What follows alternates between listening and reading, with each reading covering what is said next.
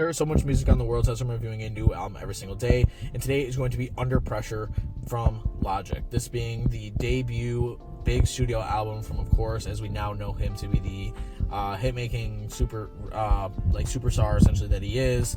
Logic has come quite a long way from this project, but in my personal opinion, and I know a lot of other shit's opinion, this is still his best project to date. I think that probably for the rest of his career, it's going to be insanely hard to top.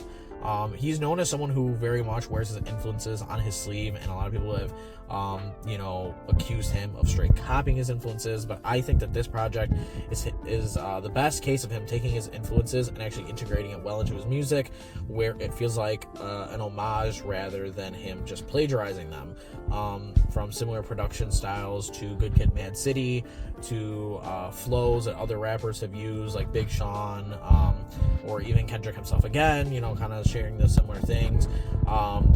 Taking the Tribe Called Quest, Midnight Marauders, announcer sort of thing, if you want to call it narrator, onto his album. A lot of it feels like proper homage of him finally making it into the rap scene, and I think it all works really well. The production is fantastic, even when it does feel a little bit derivative of some other people.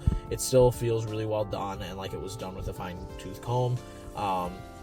And I also feel like a lot of the actual songwriting and the lyrics themselves are really well done, with some very deep and thought-provoking storytelling tracks, as well as just some great bangers that are on here.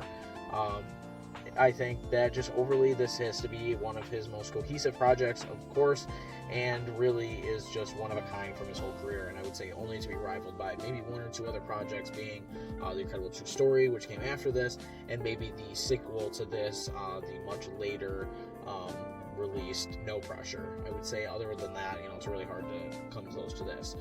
But this is still a classic in my eyes, and a project I don't revisit as much as I used to, but when I do, I'm just always reminded of how much quality was put into this, and I would personally rate my enjoyment at about an 89%. If you have an album you think I should read in the future, let me know. Otherwise, I will see you in the next one.